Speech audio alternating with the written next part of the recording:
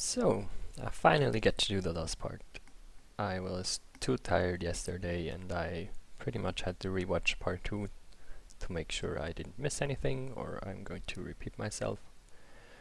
So, I was talking about Ruriktar, and there is one more point I'd like to make. I remember one case when I was testing the deck against I think it was an Esper Bomberman paradoxical deck, and a friend of mine was playing the list and he knew I was going to play Ruriktar. And he was so terrified of the card that he ended up boarding in Swords to Plowshares against this deck, which basically does nothing against, I guess, against Excavator. I think I even boarded it out, but it doesn't do anything against the core of my deck. It only is there as a solution to Ruriktar. And on one occasion I actually played Ruriktar and then he sorted the Rurik, but it still ended up working out for me. And the reason is, if I get to a point where I can resolve Ruriktar, I'm probably already ahead on cards because I'm winning counter wars and he can't stop me from resolving stuff. And secondly, very likely I was already ahead because he had Swords to Plowshares stranded in his hand, and it does basically nothing. So while he did manage to find a solution for the Rurik, technically it would have still been a lot better if he just had a real card like some counter magic or Gorilla Shaman, something that actually interacts with the core of the deck, and maybe then I wouldn't even have gotten to the point where I cast Ruriktar. And I'm pretty sure I even ended up winning this game again. Also, you can't underestimate the life swing this already does, because Trinket Mage starts to already represent like almost a lethal clock within 4 or 5 turns. And on another occasion, I played a paradoxical outcome and I had Snapcaster Mage in play, and he played swords on my Snapcaster Mage, which is a fine play actually. It's not bad, it's quite value. I don't get to draw one more card and I can't recast Snapcaster Mage. It's a lot of value for what you get for one card and 1 mana. But in reality, he would have been much better off if he instead had a counter for the outcome, like a Red Blast or a discard or a Flusterstorm, or even something to deal with my artifact mana. If he had Rack and Ruin, it's probably still much more reliable. So people start making mistakes against Rurik because they get terrified, and I believe that's something you can't underestimate even in competitive play. Let's say if you played Inferno Titan in this slot, which is perfectly fine, I don't really mind if you play something else in this slot, I'm just pointing out what this card can do. If this was Inferno Titan, I'm sure something like an outcome deck would never ever consider boarding in Swords to Plowshares against you, ever. But by doing so, he pretty much weakens his deck against you quite a bit. I said I wanted to point out 2 funky cards. The other funky card is Liquid Metal Coating, and I guess it's the same as with Ruriktar. The card is there because it solves issues. Like, this deck doesn't really have a good answer to deal with non-artifact permanents, such as Stony Silence, such as Oath of Druids. You can technically erase it, but it can be tough. Against lands, you just have the 2 wastelands. Against creatures, you only have the 1 Jace. It's not a lot, and by just having 1 Liquid Metal Coating in the deck, it allows you to steal creatures, it allows you to Ancient Grudge, Oath of Druids. It enables the cards that are already pretty decent, but it occasionally ends up being a dead card. And I don't mind playing something else in this slot. I just think it's quite funny and it works out occasionally. But if you consider it from a competitive standpoint, in reality, even if you have a coating and ancient grudge, you're going to trade 2 cards for 2. And ancient grudge is probably by itself going to trade 2 for 1. And if you played, I don't know, engineered explosives in this slot, you would have a quite similar or possibly even better result. I just want to point out that there is in fact a solution for creatures, for enchantments, in the shape of liquid metal coating, but you could play something else, but it's not paramount, but I like having something main deck. But you could play engineered explosive in the slot and still do perfectly fine. Alright, so let's talk about the sideboard. I'm not going to talk too much about specific matchups the way I did in the legacy decks. Rather, I'm going to explain the choices and hopefully give you an idea what problems they try to solve. So I'm going to start with the obvious ones. This is Gravedigger's Cage, Tormod's Crypt, generally graveyard removal. The reason I play Tormod's Crypt instead of like 4 cages or something, because Tormod's Crypt is generally worse in most circumstances. First of all, it can't get misstepped, and you don't play a lot of missteps, so you can't defend yourself from missteps. And secondly, and much more important, is the converted mana cost of 0. So you can Trinket Mage for it and immediately cast it no matter how much mana you have open. And it also synergizes quite well with outcome if you're not forced to crack it yet. And playing Tormod's Crypt is fine. All you need to do is to delay the dredge play for like 2 turns, maybe 3. Maybe if you have a wasteland on top of that, you can stop him for a lot of time. And your deck is fast enough so you can start raising it just if you have 1 Tormod's Crypt. You don't need a whole lot to deal with the matchup, in my experience. The second category of obvious cards is these cards. They kind of serve the purpose of mostly dealing with the mud matchup. You want to board in all of these cards. And I chose just to play one-offs to be quite flexible, like Aberrate is worse than Lightning Bolt in many situations, but also more flexible. And it's the same with Seal of Primordium. I guess it's technically usually worse than Nature's Claim, but not always. You can do interesting things with Seal of Primordium. For example, if you play against Landstill, which I will talk about some more when I'm talking about some other cards. With Seal of Primordium, you can actually cast it before they play Standstill, and you can still destroy the Standstill. And it's the same with spheres. You can cast it before they drop a sphere. You can cast it before they play Defense Grid.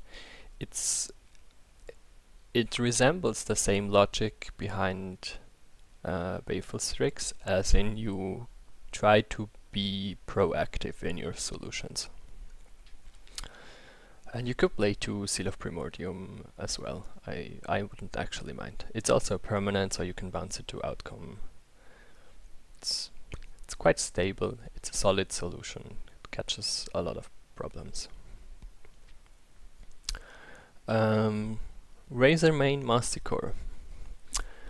Judging by the main deck, this deck, even though it's a lot better than the Esper list I showed you, because it has a much more stable mana base and a much more stable draw engine, I suppose, it already performs better against creatures than this kind of deck, but you will still struggle with Talia, Kambal, Leovold, generally the fishy creatures that try to interact with your spells, or rather annoy you. It's just kind of annoying. And this is again quite an old design solution. Razormane Masticore was originally again designed mostly in the Eldrazi and Mentor phase. And usually I play it with Tinker.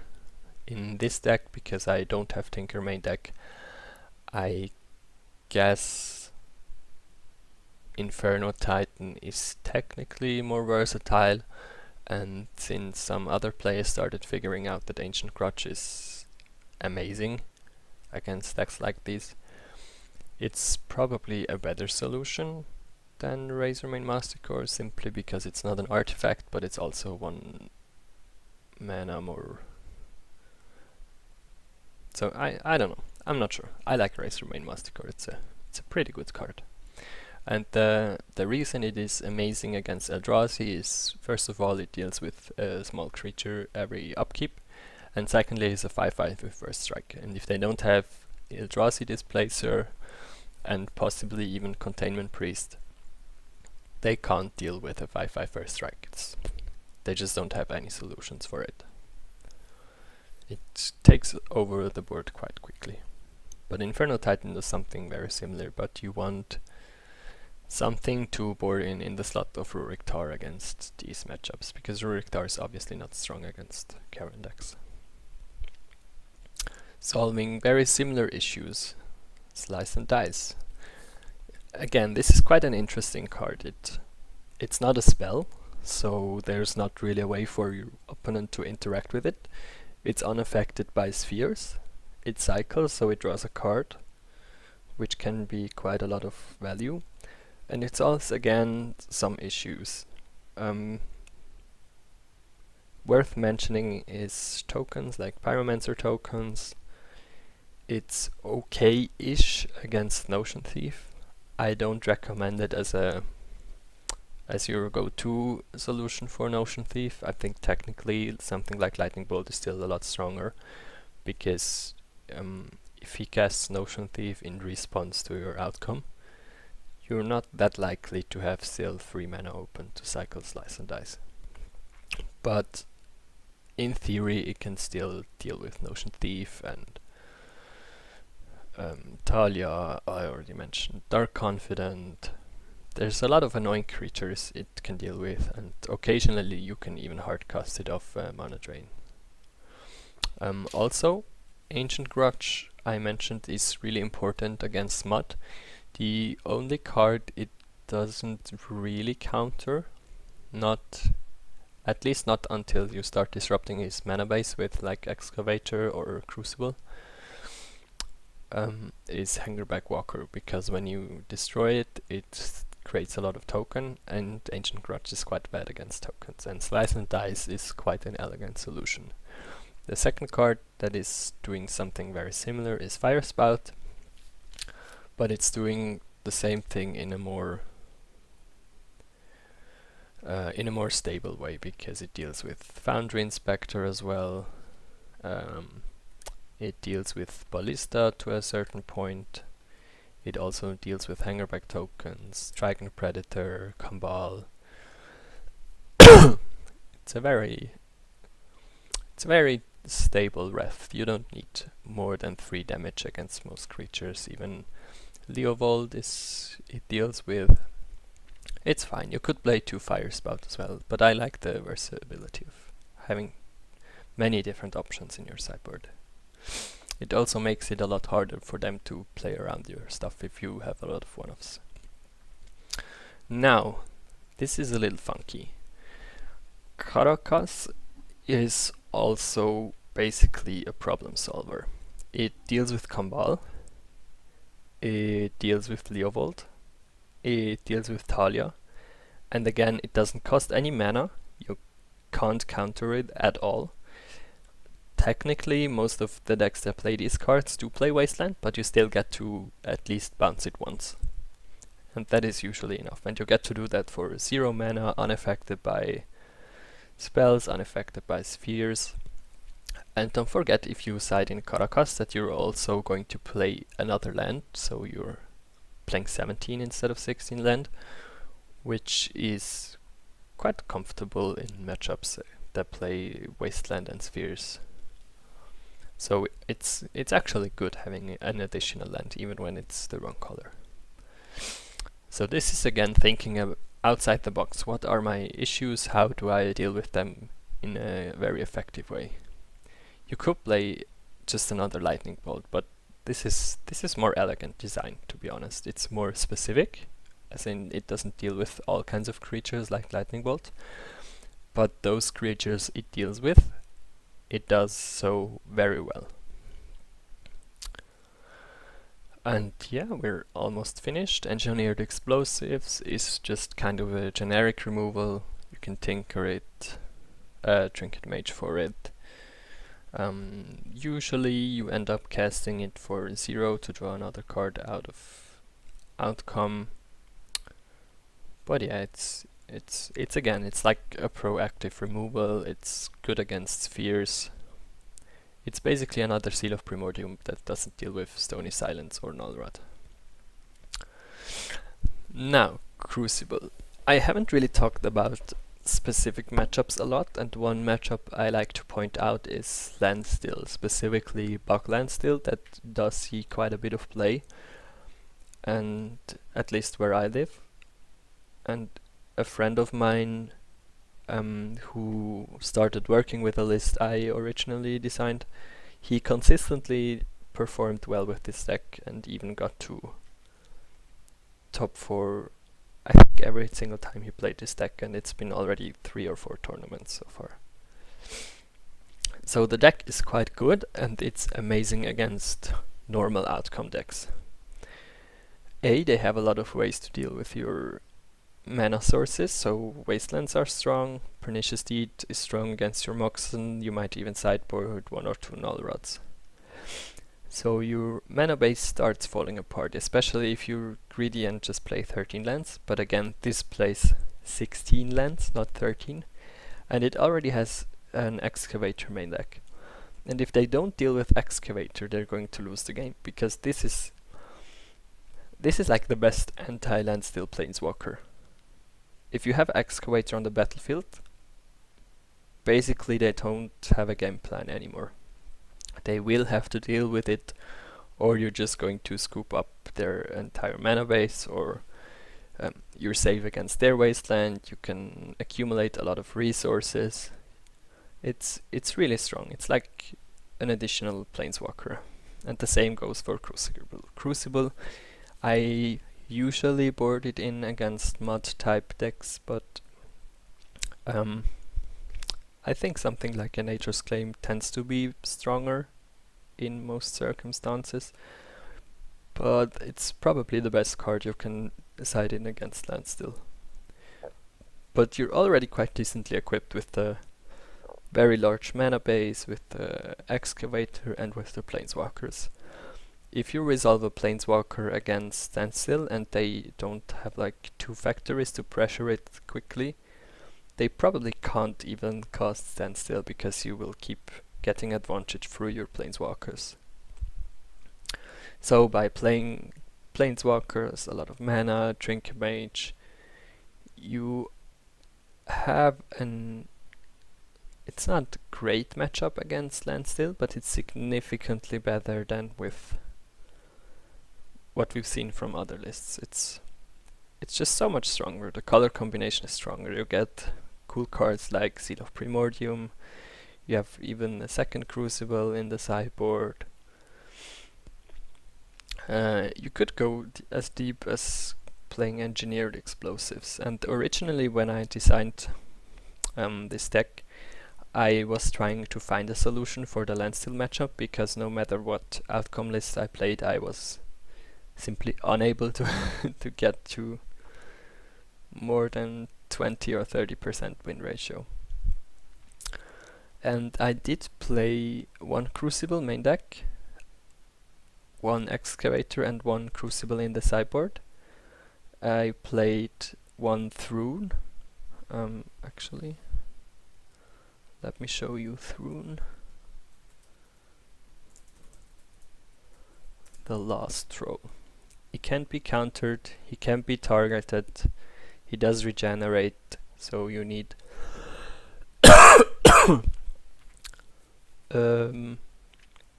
you basically need Toxic Deluge to deal with it.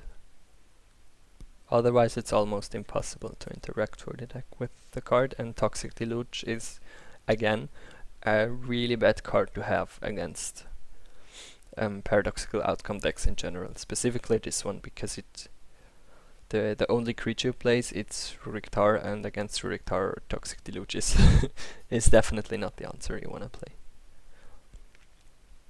So this kind of solves a big problem through. And originally I even had Decree of, what's it called? The Red Decree. You can cycle it for, I think, 7 mana, and you obviously get to draw a card, and it destroys all lands. And the idea was to play Crucible of Words, fetch yourself up to 7 mana, cycle the Decree. He will have no mana base, you will have more marks than him, and you will have a Crucible. But it's overkill. You don't need as much. If you're scared to run into Landstill, you can still play like 2 Crucible, 2 Thrune, and you're pretty much set to go. But cards like Thrune and Crucible, they obviously, because of the colors, you can't even play Thrune in Esper, and Crucible is not, it doesn't work well in an Esper deck as well. It's okay-ish, but you don't play Wasteland, so his factories still work. You can't control his mana base at all. It does a lot more in this deck than it would in like an Esper Paradox list. So this is about all I can tell you for now regarding finding solutions. I think I made quite a few very good examples how to design your deck to deal with its weakness, and specifically what cards you need in your sideboard and what you need to expect from a sideboard card, from a good sideboard card. You really want usually more than like a 1/1 trade. If you have trouble with a creature, you don't want to play just a removal spell. You want something that deals with the creature efficiently, possibly multiple times, or Baleful Strix that draws you a card. You really want your sideboard to have a high impact on the matchup, not just be an immediate solution for one small problem. You just really want it to be a stable solution that can turn around the matchup and improve your odds of winning significantly. Since this is already quite long for the second episode, I'm not going to showcase any of the decks by playing. If you want to see one of those decks in action, I can do that. You just have to drop a comment. If you're interested in a deck list, I can send it to you. Just let me know what you need or want. And yeah, if you have any questions at all, let me know. If you have a problem, if you have like a legacy deck and you struggle with a certain matchup and you need some advice, you can ask me anytime. Thanks for watching, guys. See you around.